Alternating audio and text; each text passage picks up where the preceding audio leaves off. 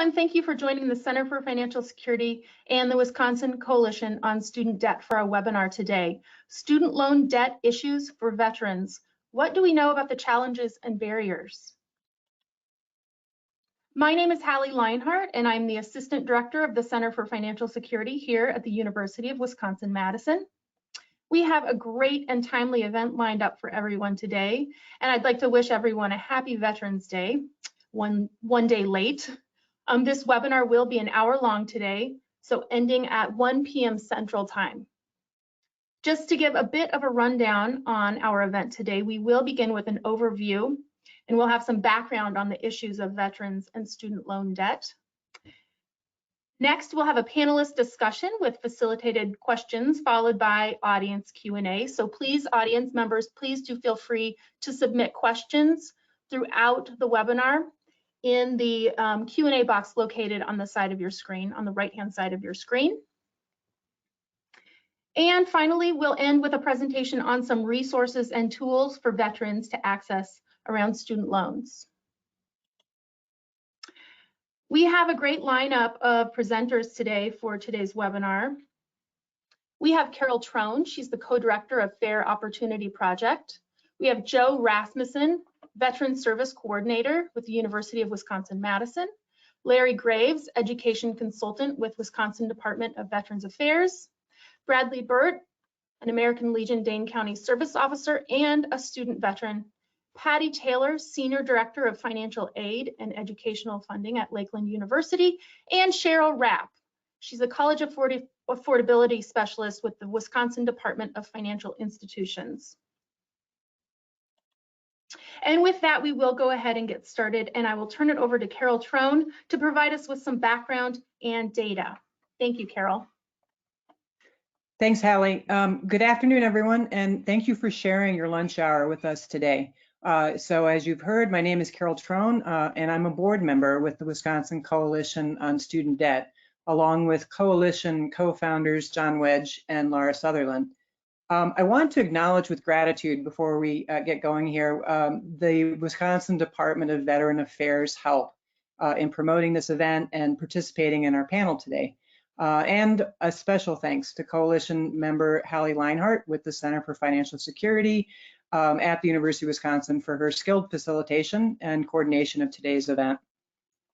So the Coalition is a nonprofit organization that seeks to raise awareness of policy insights and promote outreach that improves the borrowing and repayment experience for Wisconsin residents.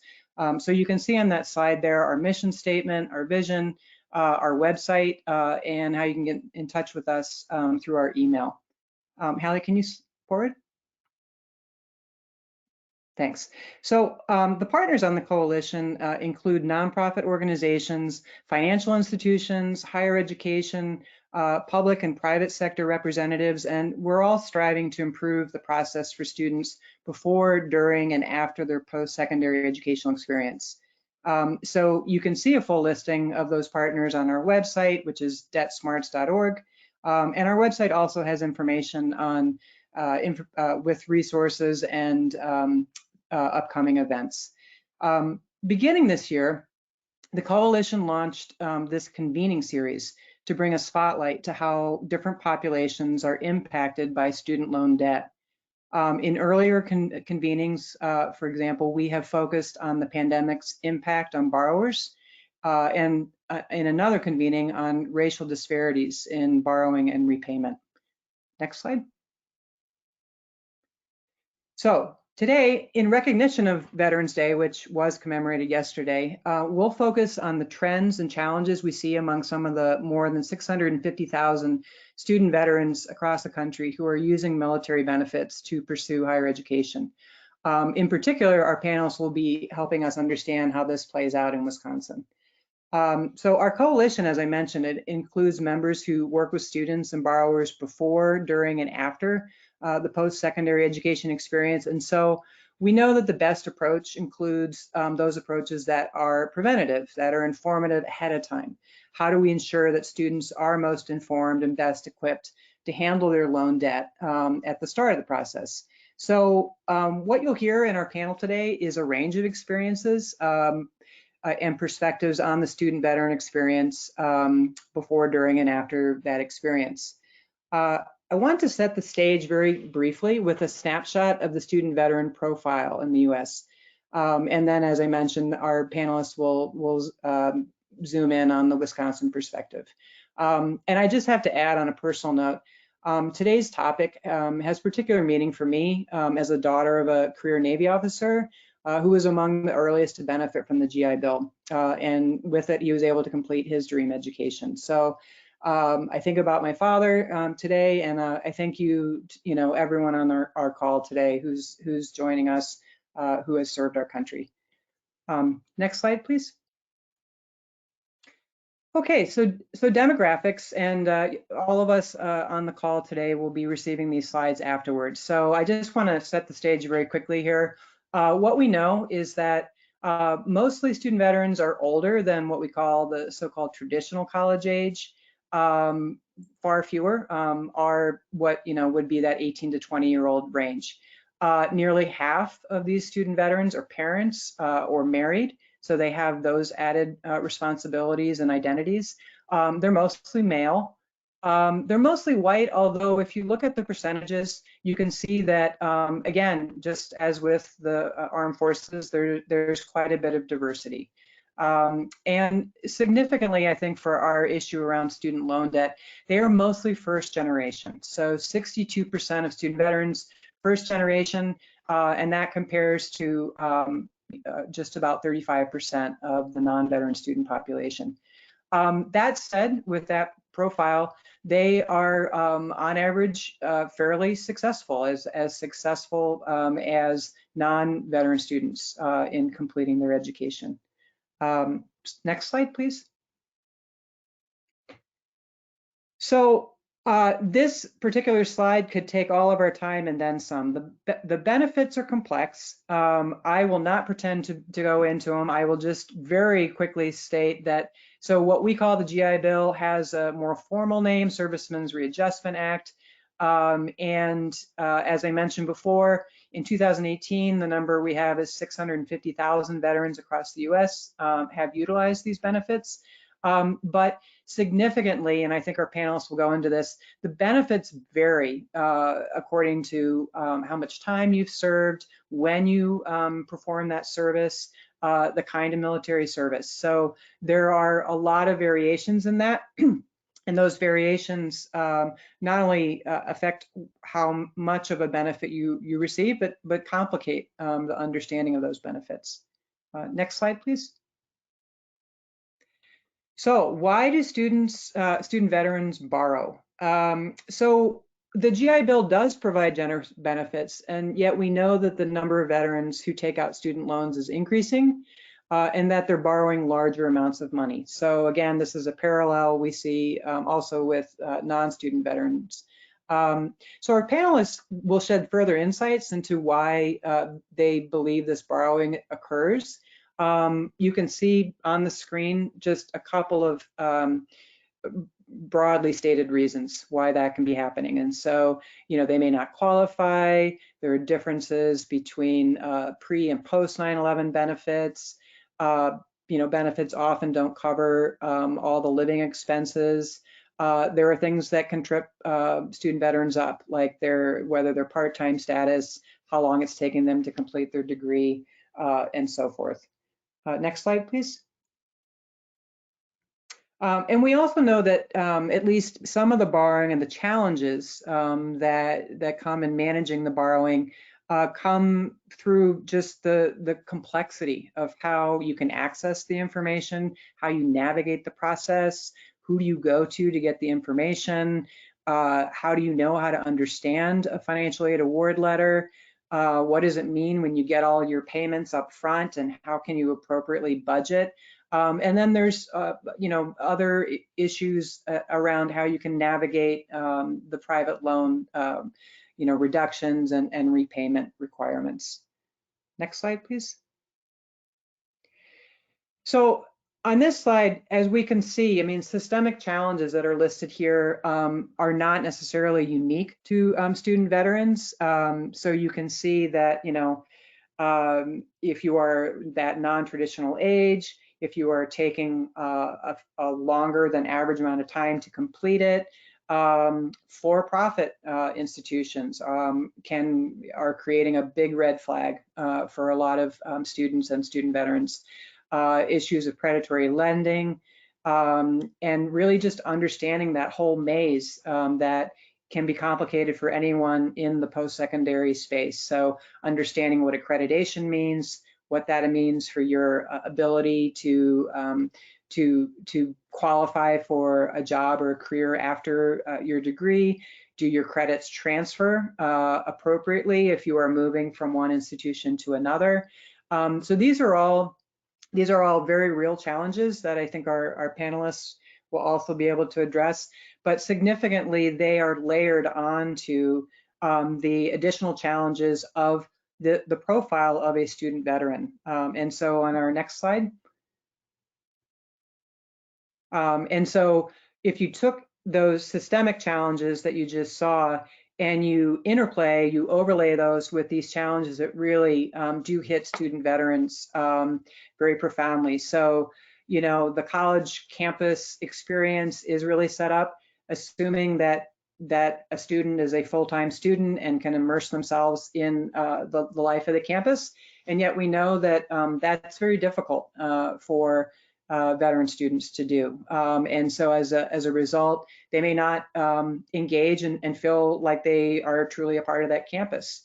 And so that connection can be really, really difficult and really affect a student veteran's ability to engage and be successful.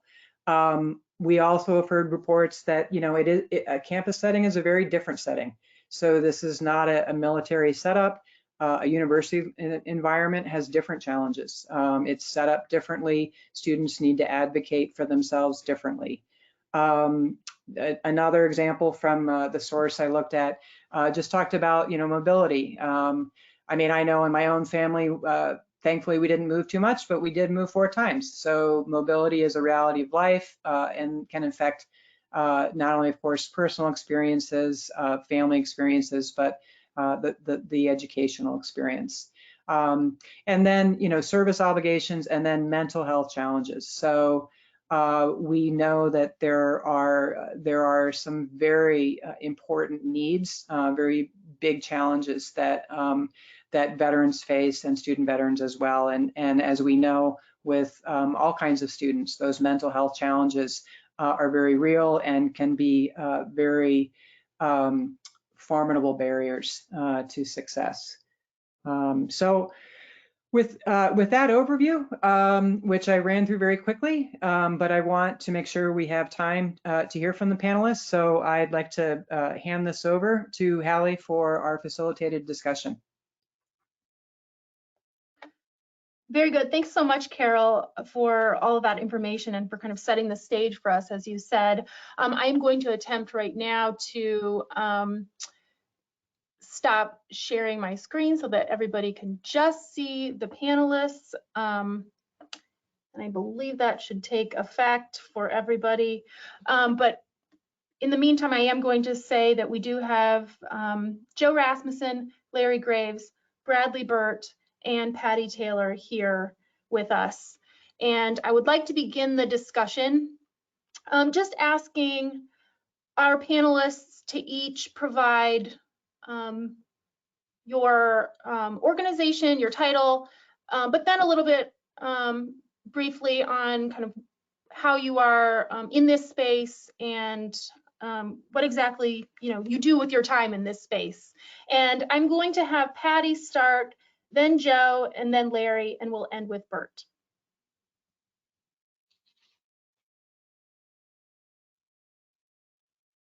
Hello, I'm Patty Taylor. I'm the Senior Director of Financial Aid at Lakeland University, which is located near Sheboygan, Wisconsin. I have been in my director role for 15 years. I've been in financial aid for over 30 years. And I oversee the veteran services in our department. And I also have a son that has completed 6 years of service with the military and has used the benefit to continue his schooling as well. So I I like to think I'm a little bit understanding it from a student perspective, what they need to navigate and understand when using their benefits, as well as from an administrative perspective, what we do in our office to help serve the students and help them navigate the benefits as well.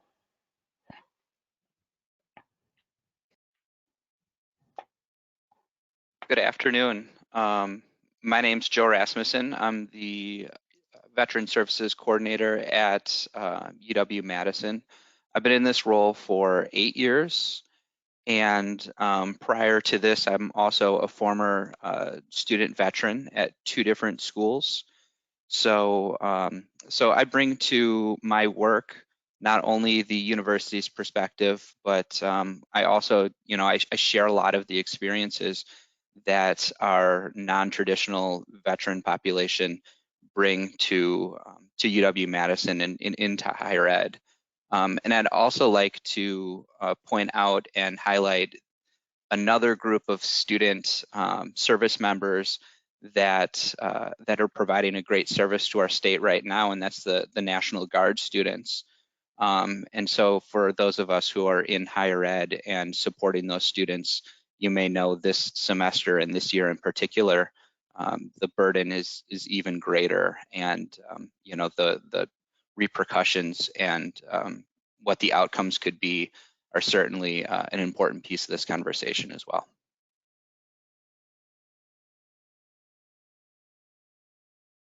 Good afternoon, everyone. My name is Larry Graves, and I'm an education consultant with the Wisconsin Department of Veterans Affairs.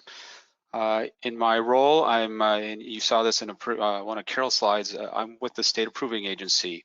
Our agency approves educational and training opportunities for the GI Bill, so federal benefit, but the programs that are eligible are approved at the state level. So there's my colleagues are across the nation. We have oversight. Again, we have oversight, but we also do compliance. So we'll do random sampling of approved facilities and just ensure that the taxpayers' funds are well spent. Prior to this, joining the Wisconsin Department of Veterans Affairs, I spent 16 years in public higher education. Like Joe, I'm also was a former school certifying official and Air Force veteran. So I've utilized Chapter 30 benefits to fund my education a long time ago.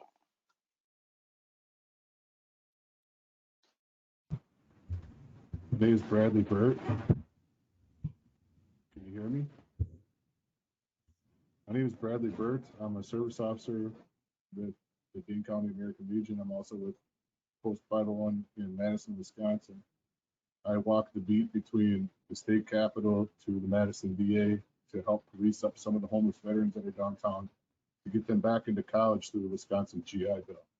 Throughout the course of my time spent doing this project from 2018 to the present, I uncovered that there was an individual downtown who was a prisoner of war attending UW-Madison who was being left unattended. So my job really is to get out there and help others who are unaware of what's available to them find these resources, connect them with the county service officer, and also work with individuals at the university and at Madison College where help them find these benefits. I'm also a student in the classroom using the Wisconsin GI Bill. The Wisconsin GI Bill saved my life. I'm a Veterans Crisis Line survivor, and after completing the Madison College 14-week cognitive processing therapy, I was able to take advantage of a program called the Veterans Integration Transitional Academic Leadership Program that helped me transition from Madison College to UW-Whitelaw. I'm currently a consortium student, international journalism major, corporate communications minor, and I'm also pursuing the corporate social responsibility certificate to help all of you out there who may be struggling find those employee assistance programs through social media and print campaigns. Excellent. Thank you all so much for being here today. This is truly an extraordinary group that we've gathered for this panel. So I do want to just jump right into the first question. And I'm going to direct this first to Joe, then Larry, then Bert, and then Patty. We'll go in that order. Feel free to take a couple minutes to answer the question if you like, or feel free to pass it if you feel like it doesn't resonate with you as much. So from your perspective, what do you see as the largest challenge or the largest challenges for military service people and veterans as it relates to education financing and student loans? And as I mentioned, Joe, please feel free to go first, then Larry, then Bert, then Patty. Thank you. So I like to frame it in the context of what this population has in common with one another and what's uncommon with our traditional students, so our non-veterans on campus. So I think the overarching answer is the challenge of adapting to higher ed is a landscape in general. But if you think about it in the context of this population mainly being, a first generation college student, without applying and going through the process without the assistance of a guidance counselor or a parent who has gone through higher ed themselves, and then putting on top of it the complexities of accessing not only the GI Bill and going through that process, but financial aid and learning how all of those things come together.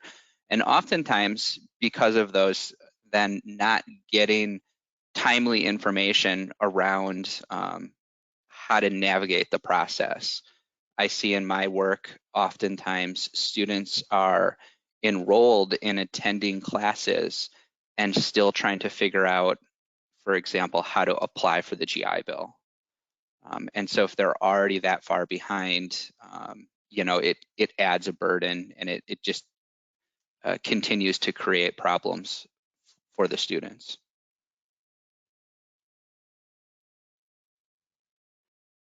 So this summer I had or actually earlier this year, I had the privilege of representing the Wisconsin Department of Veterans Affairs on the governor's task force on student debt. And what we heard is a number of student testimonials. We heard researchers, a number of presentations that sometimes it felt like a graduate seminar course because of the amount of material that we were reviewing. But it really, what the outcome of that, and what I learned is really it is tough, and regardless if you're a traditional student, non-traditional veteran student, I mean, regardless of your background, it's just complicated. And as Joe was talking about, what he's seeing now, navigating, I mean, those are the same issues that have been around for years. 20 years ago when I was a school certifying official, those same issues of navigating the complexities of federal aid, GI Bill benefits, how to get that started, and finding the right point of contact, right person to talk to on campus. We're still seeing those, and so that remains the challenge moving forward.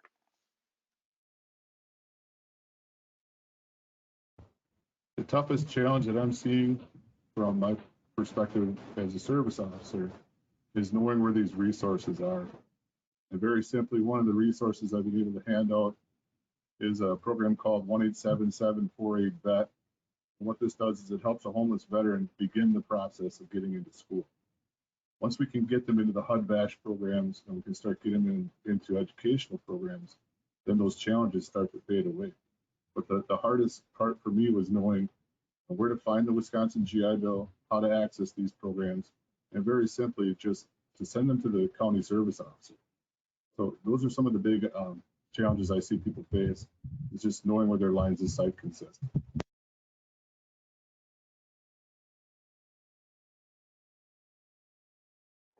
On the financial aid side, the one thing that we think is one of the most important things is to get connected to the person who does certifying of the benefits, because sometimes that might lie in the financial aid office, sometimes it might lie in the registrar's office. or maybe even in the Veteran Service Office on a campus.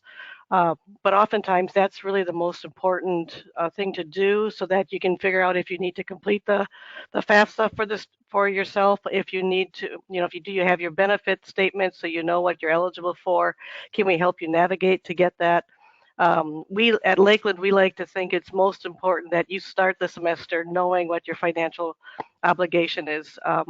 We think it's important to be pre-planning and being prepared financially going in. That's just one less thing to worry about as you navigate and adapt to your academic and your different structure than what you had in the military. Thank you, everyone. Let's move to another question that is a good segue from all of the answers you provided. So recognizing the importance to education financing of access to reliable information, what do you think some of the best resources are for veterans in Wisconsin? And let's begin with Larry and then go to Bradley, which Bradley, I'm sorry that I fumbled your name previously, and then move to Patty and then Joe. Yeah, so I would echo what Patty said earlier. If the student can be directed to a school certifying official, right, whether it's at a college, university, or a training school, that's an excellent starting point for the eligible person. Start there, and I know it's a tough job. Patty can certainly talk about and Joe can talk about the multiple hats that they wear sometimes on a campus. But it's really, I feel, if it's a great point of contact, and it's one where if the relationship is started right away, as Patty said, that there's this trust, that there's this point of contact, I think then you'll really see the success and the retention of that student on your campus. And I think that's a great starting point. After exercising the Wisconsin GI Bill, I found that attending Madison College first before transferring to the university allowed me the access to the Center for Entrepreneurship. That's where I found wisvets.org. There's all kinds of licensure waivers. There's many programs out there in the state that allow veterans outside opportunities besides education to maximize their ability to what I call hustle in school, where you can do work studies and things like that. So to sustain and be more reliable, the wisvets.org website has helped me tremendously. Also, as a service officer, Wisconsin Department of Veterans Affairs always has a great outlet. After interviewing Donald Placidi for a class project for the Royal Purple, I found out that there is just so many opportunities with this 427-page manual for service officers that starting out at the Wisconsin Department of Veterans Affairs is always the right approach.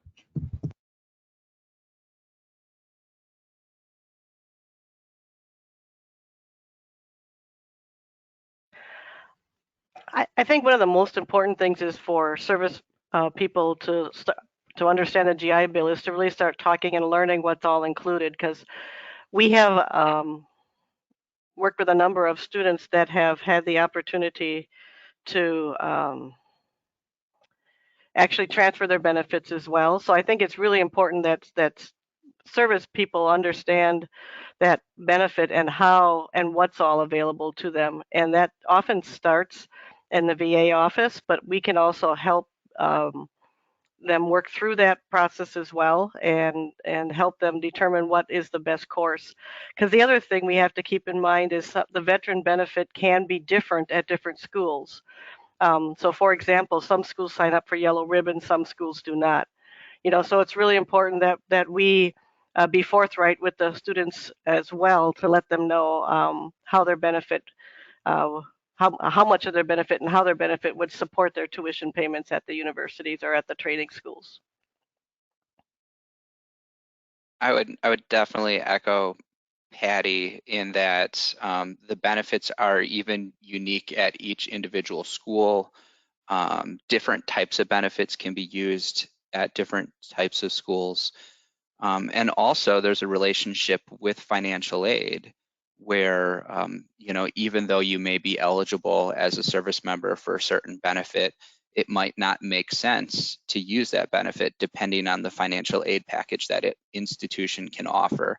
So once a student is more or less certain or is exploring a certain type of education, I think that institution is going to be the most important relationship they can develop. And then the other part, not only where, but when, and I made a comment about this earlier, but in-time information is super important. The students, again, as Patty mentioned, should know what their financial outlook is going to be as far as coverage well before the semester starts. In fact, I would encourage conversations to take place during the application process so that we can talk to students about what not just the next couple of months look like, but perhaps what the next few years could look like. Thanks, everyone. So one of the things that we have heard about is veterans' increased reliance on private borrowing. So given the resources that you've just described, can you speak to why veterans are increasingly turning to private loans in your experience? And let's begin with Bradley, then Patty, Joe, and Larry. I was the general manager of broadcast for the Clarion at Madison College. I had a chance to interview several veterans for my radio show. It was called Outpost 422. And what it was it let them speak about times of crisis. And one of the things that I saw was that in an event where an individual gets an F in a class, the VA takes that money back and puts that person in a financial constraint. Where I've heard this in my interviews has had a lasting effect on these individuals to have to reach out for private sources to cover their offset when they've experienced this circumstance.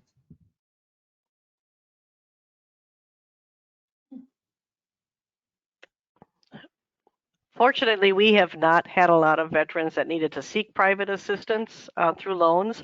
However, in general sessions that I have participated in and attended as a whole with financial aid, the one thing that we learn is sometimes their housing stipends aren't enough to help cover and support their costs of living.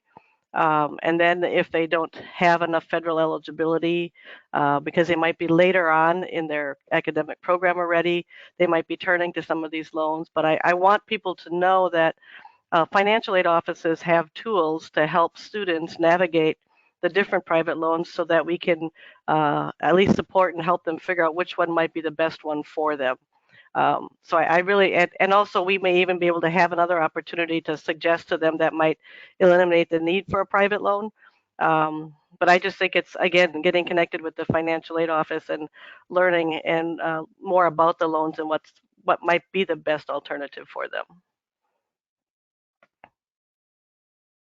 Yeah, I certainly agree. There's that need to have that relationship with financial aid to understand what's all available. You know, it's easy to find a loan, and it can be more difficult to set up multiple appointments and speak with an individual on campus who perhaps has that information that might even be more helpful.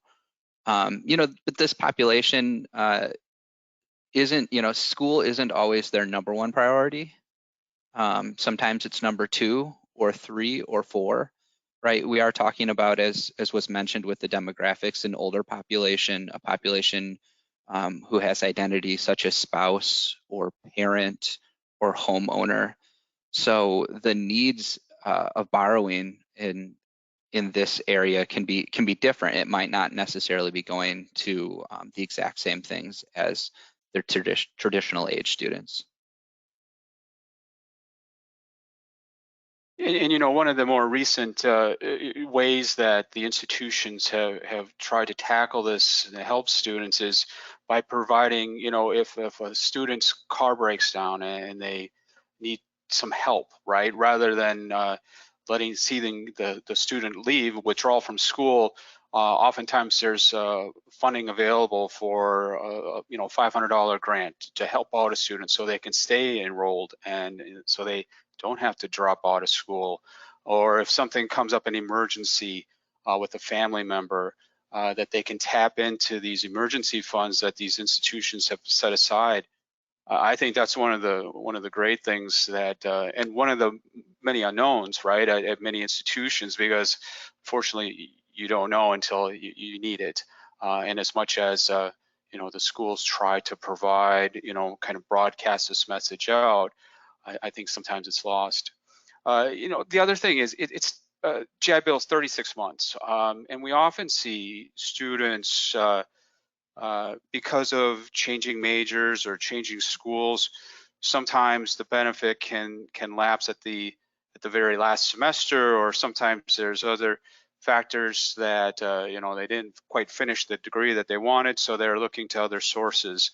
So that's something to also, you know, again, there is this 36 months window for the GI Bill, and you know, like the others have stated, you know, kind of this planning and navigating the waters, doing that early, setting that plan, certainly helps in the success at the end.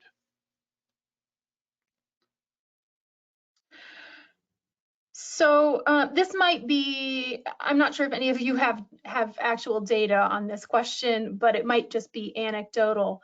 But to what extent do you think, or in your experience, have you found that veterans in Wisconsin are being targeted by or are victims of deceptive practices as related to student loans and higher education? And let's begin with Patty, followed by Joe, then Larry, then Bradley. I guess I'm really excited, I think, to be able to say that in Wisconsin. I don't think we have a lot of deceptive practices, especially amongst the universities that are accredited to provide education here. However, I think there's some perceptions out there, or some opportunities that students, you know, and I'm going to talk all students, even in addition to the veterans, that sometimes don't understand is on their financial aid award, it might say federal Stafford subsidized loan. And some schools will say, you know, if we don't hear from you in 15 days, your loan will automatically be accepted. So there are times when there might be borrowing occurring that wouldn't be necessary. So I just think it's real important that students, veterans, learn to not be afraid to ask a question if they don't understand something on their financial aid. Or, you know, we've had the question asked to us, does a loan mean I have to pay it back? And you know what, that's a great question. Many of us, because of the industry we work in, that's an obvious answer, but to many it's not an obvious answer. We need to help them understand, you know, what's a loan and what isn't a loan. So I think I'm not aware of any real strong deceptive practices. I've heard of them across other states, but I think we're fortunate that we don't have to worry about that so much in Wisconsin at the moment. I certainly could have used Patty's advice when I was a student veteran, because I sure as heck did not understand my financial aid package as well as I probably should have. You know, and part of that, I didn't ask the question, and perhaps I was prideful, right? I was a 23-year-old Marine. I'd been independent, you know, since I graduated and left the state, you know, and to come back and admit that I didn't fully understand that, you know, it would have been a difficult thing for me to do. The other point, though, I want to bring up is that, especially in 2020, our students aren't attending classes at an institution that's within the borders of the state of Wisconsin, right? We are all online, as we are on a webinar right now, and our students are taking online courses as well. And the targeting and the ads that I see personally on my social media, because I've identified myself as a veteran, you know, they're there. They pop up quite often. I get many emails. So I don't know exactly what's happening within the state, but it sure exists to students who live in the state. In Wisconsin, you know, we have the Educational Approval Program. It's a small group that this is their task, is oversight and compliance for these for-profit institutions, for-profit schools, training facilities within the state. A great group of people that are very dedicated to ensuring that these type of practices and you know what they're bringing, what these facilities are bringing forth is a quality program. But again, to Joe's point, they really can only do what's they only have oversight of what's headquartered here in the state. Like you said, you know, with online education, things are just a blur. And so I think that would be one of the first things. And when we heard that over the summer during the governor's task force was, you know, we can certainly protect our own within the border, but when things are headquartered in Minneapolis or they're headquartered in DC or other places in the nation or across the world, we have very little that we can do. I will tell you, in the 3 years that I've been with the state approving agency, I have visited a number of these training institutions, facilities across the state. You know, I think veterans have the ones that are approved for a GI Bill. There's great places, public, private, and I think that's really goes to about what we have here, the oversight that we have here, and you know what the residents want. They want a quality experience, and that's the expectation.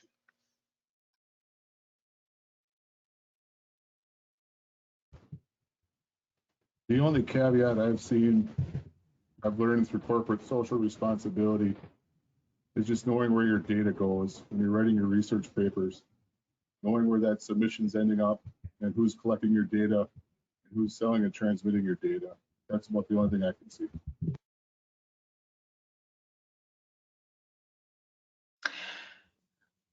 Okay, so then a question, actually, I'm gonna pose a question that came in from the audience before I go to our last facilitated question, and that was just going back to another question around your experience with working with military service people. To what extent do you think that military service people and veterans really do fully understand the GI Bill and other benefits and how best to access them? This person mentioned that they felt that there was a lot of misinformation around those resources and that bill. And let's go ahead and start with Joe, Larry, Bradley, and then Patty. So misinformation is certainly a big piece of why folks don't fully understand the GI Bill. I think it starts with where you learn about what the GI Bill is, and even if we go back and earlier was stated, you know, GI Bill isn't just GI Bill. There's many different flavors of it. There's not a uniform, perfect training that every person gets when they separate from the military or when they're getting ready to use their GI Bill. Some students get really great information, and some folks don't get as good of information. So I think a big role of a veteran service office is right now with new students is that early consultation around benefits, and then establishing a relationship with the students so that there's continued consultation as students come back from deployment or when parents have children who become of age to attend school themselves. The picture adjusts with that. So it's at the beginning, and then it's also this continued relationship. Which can be difficult depending on, you know, how busy the students are and how busy or how accessible a veteran service office at an institution is. And to Joe's point, you know, the Department of Defense budget's this massive monster, but you know, the money that's allocated to transition is just a small sliver. And you know, but to their point, I mean, they're there to fight wars and not ensure a smooth, you know, a transition back to civilian life. that's kind of the struggle, right? Is that in all the branches, and we see this, different programming and opportunities available. But then you take that to the next level of National Guard student, reserve students who have multiple deployments, and as their federal service is stacking, their percentage of eligibility for that post 9/11 GI Bill changes as well. And so there's lots of complexities to it. One of the things though that I find, and I was talking with my colleague yesterday, was these same challenges that we see with the GI Bill are also the same challenges that we see with financial aid, right, and navigating those waters. So there's so many commonalities here, and we were talking about this yesterday. So how do we do that? What's the what is the magic solution to this? I think we have many professionals out there that are studying federal aid, and we have people that are studying the GI Bill. How do we get this moved in the right direction? And I think through conversations like this, maybe we can get there someday. But that's the challenge. Speaking from my own personal experience, the extent of knowledge that I had coming into this, I was under the impression with both rehab, after I applied for over 20 times, my consultant said that if I got into UW-Madison, I would be in the program. And through a backdoor segue at Madison College, I was able to at least attempt to get into UW-Madison, but I still got denied anyway. So what I've learned is, as an ambassador through our veteran organizations, we collect data and we distribute it freely. And by working with individuals like us in these organizations, we can help you navigate before you go see a service officer to make sure that you are at least aware of the starting process and where the starting line begins. Realistically, all we can do in these organizations is open the door for you, but the responsibility does fall on the WDDA and the county service officer. So please don't go into this with an impression that we have all the answers, because we don't. We leave that on our department commanders and our national commanders to relay that and represent us. However, we do have some firsthand experience, and if you would like to, after this, just reach out to me and I can share.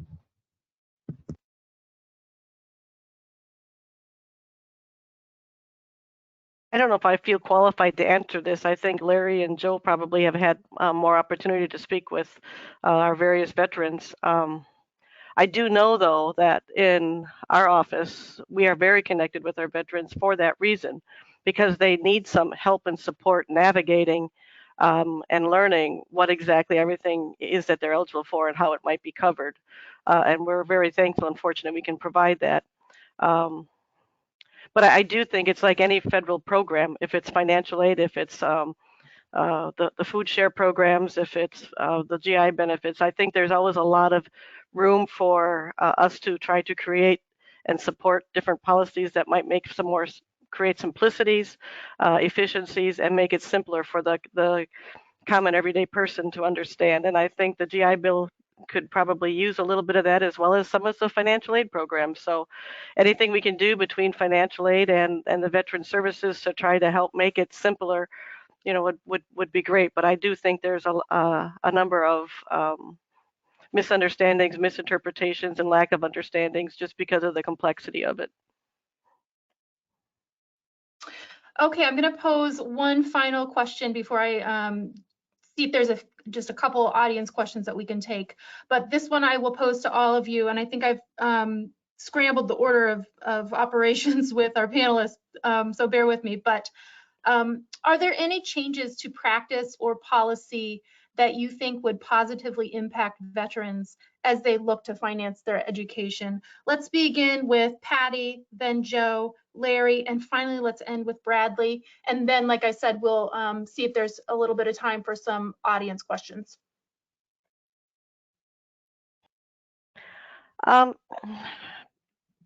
This is a tough one for me. I spend way too much time with compliance and policy. And like I said earlier, I really do believe that there is some opportunity for us to do it. I just think it's such a massive program to tackle that it's a little difficult to always put our head around it. I think the one thing we do need to find a way to do, though, as we watch education change during this pandemic, is to really think about how we deliver education. And is there a way for us to treat those who take online courses somewhat equally when it comes to housing stipends and things like that? Because I do believe that that's going to be a wave of the future as to, you know, more and more students doing more and more classes online. So that is one thing I think we need to figure out. But I think a lot of it is just trying to find some simplicity so that people, our veterans, can understand it easier. I think practice from a higher ed perspective is earlier communication with our applicants. You know, when you separate from the military, even though you have eligible service to qualify for the most popular GI Bill, which is right now the post 9/11 GI Bill, you're not eligible. You have to apply, and that's a piece of information that I have and that we have at the institution that a lot of our applicants and admitted students don't necessarily know. So as a practice, earlier communication and establishing a relationship. Policy-wise, I think that there's things at the federal level that certainly need to be looked at, such as why isn't somebody who has the eligible service just already awarded the post 9/11 GI Bill when they separate from the military? On a state level, I think that there's some look at some of our state GI Bill benefits and military benefits that do things that perhaps create debt, such as a reimbursement program that requires students to finance their tuition and then with a loan and then pay back that loan after they get their reimbursement, or you know, others. I can think of a couple other state requirements. And then on campus, again, I think between practice or policy, whichever big P or little p we're looking at, it is the smoothing of operations between our departments so that it's as simple as Patty said, as simple as we can make it.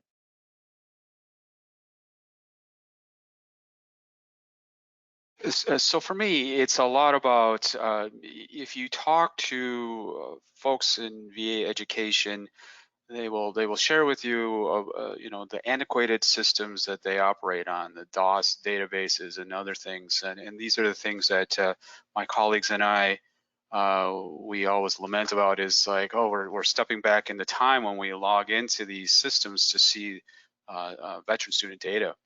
And you know, well, and a lot of that is just because of the VA's focus on healthcare, right? And veteran healthcare is a very important topic in this nation, and ones that makes the headlines, you know, almost weekly.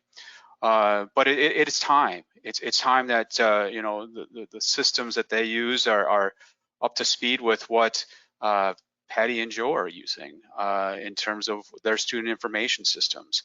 And get up to speed so that they can do better data sharing with the Department of Education, and perhaps tag on to some of the reporting that Patty has to do, you know, for federal aid, some of the reporting that the registrars have to do for enrollment. You know, it shows, you know, these are things that have been talked about for years, and some that, you know, he's been part of in a work group for a professional organization that he belongs to. But these are the things that we can, you know, we can talk about how to do it better, but unfortunately the systems that the VA has, it's just not there. And I know that's not a popular topic when it comes to budgeting, and it doesn't make the nice headlines. But you know, my colleagues across the nation, that would be the first thing. You know, it's like let's help them get their systems up to speed, and then we will do the good work, because then they will have the opportunity to you know, process you know, these requests faster, process the applications faster, and it's just going to work. But the base needs to be there first. With my experience at Madison College and then transferring to UW-Whitewater and also being consortium intern, work study is where I began to see how the college dynamic plays out, how all of our departments connect together. But it also helped me supply a little bit of extra income for my family. Doing every extra credit project will help impact you as a veteran. One of the things that was presented to me at SOAR at Whitewater was that we expect more out of you as an adult student. We expect more out of you to lead the way. So every time a professor says, well, it's optional for you to do the extra credit, no, it's not. I see it as a learning experience. And for me to be impacted as a veteran, I want to maximize the amount of money that you're all investing in me with the Wisconsin GI Bill, and to impress upon my professors, who are what I call my clients, so that when I become a professional, that I'm leaving that lasting impression in the institution through the work studies, like when I was general manager of broadcast, and showing the university how we as veterans network and we create and cultivate a holistic experience in college. So please reach out to the veterans on campus if you're currently enrolled, those who represent the school, and see what work studies are available. And if not, you can always volunteer in the community. There's several outsources out there. Volunteering in the community also impacted me as a veteran to find resources for research. Undergraduate research at UW-Whitewater is another experience. When we start contributing ourselves and stop looking at it from a financial investment and looking at it more as an investment in humanity, we start to show the world how veterans and the investment that we are impact America. Thanks all for that, those incredible insights. I think that those were all really helpful and comprehensive in their approach to this topic. I'm going to, actually, there's a question that came in that I'll pose to Joe Rasmussen to begin with. And if one of the other panelists is interested in commenting, please too. But this is a very timely question, and Joe, I think you kind of alluded to this earlier. How are veterans being impacted by increasing number of online programs and classes? This person has seen that vets come in and they say that they can't access their full benefits unless they have face-to-face classes. Is this something that you have also encountered? Joe, please go first and then pass along if you'd like. Yeah, this was a hot topic earlier this year, especially when COVID-19 forced our campuses to switch modality to from face-to-face to online. So at issue is the monthly living stipend that the VA pays to students. It's attached to the post 9/11 GI Bill. And that program pays students an amount based on the location of the institution. So here in Madison, Wisconsin, the cost of living is higher than it is in, say, Platteville, Wisconsin. So the stipend's higher. If you're taking all online classes, the stipend is reduced to 50% of the federal rate. Here at Madison, that's roughly a $800 cut per month. So so students need to take one in-person class to be considered at least full for the monthly stipend. Congress passed a law earlier this year and then extended it again through the end of 2021, which allows students who are in courses that were converted due to COVID-19 to receive that full housing rate, that living stipend, even if their classes are all online. But it, you know, as high, I think in a bigger general sense, though, as higher ed moves to more online modality, the need for these students, if they want to use the GI Bill and get that higher rate, you know, they're going to have to find some sort of in-person class. So there's the specific unique need that we have right now with COVID-19, which was fixed by Congress. But then there's, you know, what is higher ed going to look like in the future?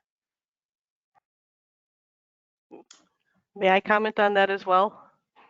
I agree 100% with what Joe was saying, but I guess I want to add to, if there's any student veterans on this call, or if you're doing any advising to them, to also ask questions. What are schools doing to accommodate veterans that may be seeking mainly online potentially, or are seeking that opportunity to have in-seat capacity so they can get the housing stipend. Because I know one thing we do is we're small enough that we can look at our rosters and see who our veterans are and decide, you know what, these are classes we need to switch and turn them into a hybrid where they can actually come sit in the class. First of all, so at least they can qualify for their benefit. But I think students and other agencies that are supporting these students need to find out what schools might provide some flexibility and support to students that might be taking a majority online, but yet need to find that in-seat opportunity.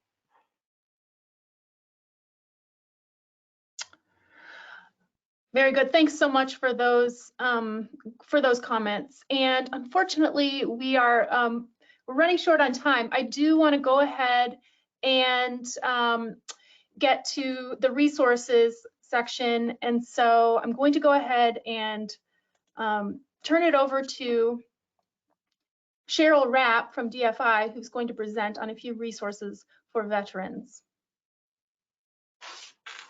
Good afternoon, everyone. Thank you for staying on. I know we're going a little bit long, so I thank you for those that are able to stay a little bit longer.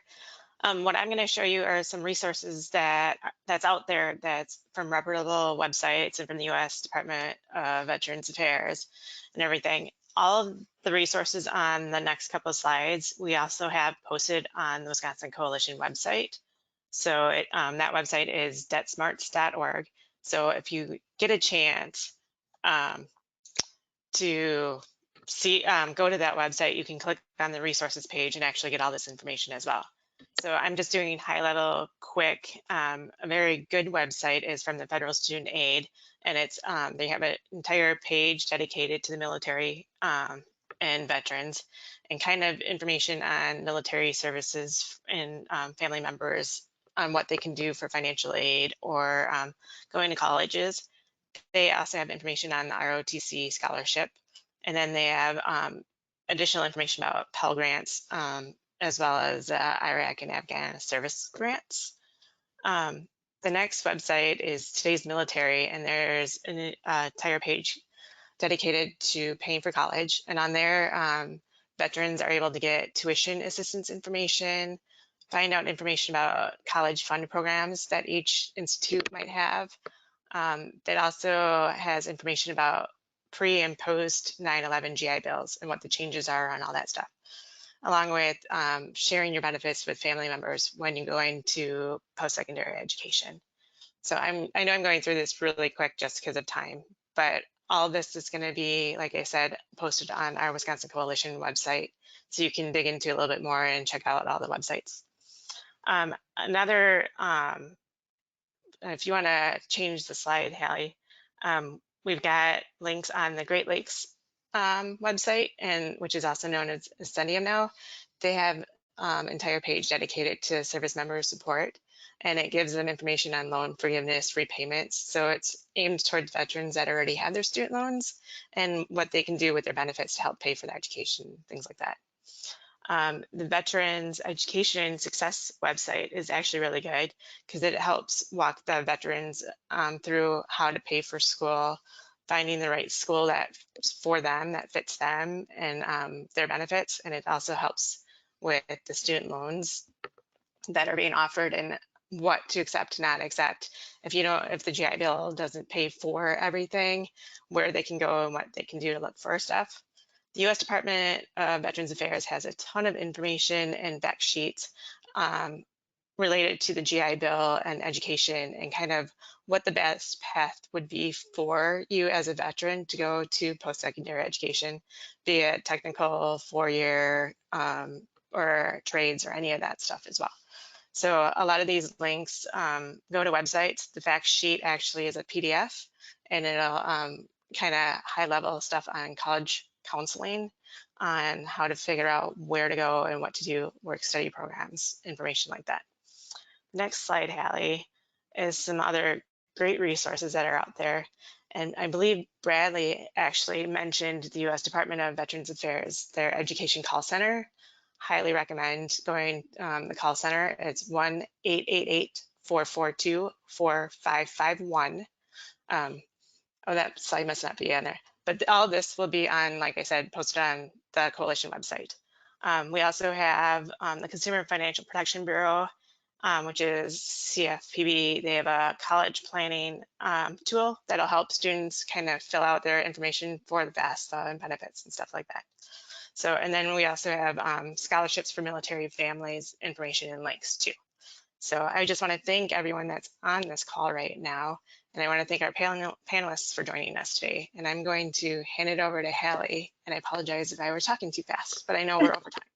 So No, thanks so much, Cheryl. And I'm sorry that I think I did cut off a few of your resources, but we will be able to provide those in a much more accessible format to everyone, as well as this webinar, which was recorded and will be posted on our website, along with all of these slides. And that will happen within 2 business days, but more than likely it will happen today. I personally would love to thank all of the panelists and our presenters today. Carol Trone, thank you so much for your hard work. Joe Rasmussen, Larry Graves, Bradley Burt, and Patty Taylor, as well as Cheryl Rapp. Your contributions to this webinar were unparalleled, and I think that this was a wealth of information for our audience members, both who were able to attend the live event and those who will access this in the days to come. So thank you to everyone, and enjoy the rest of your week.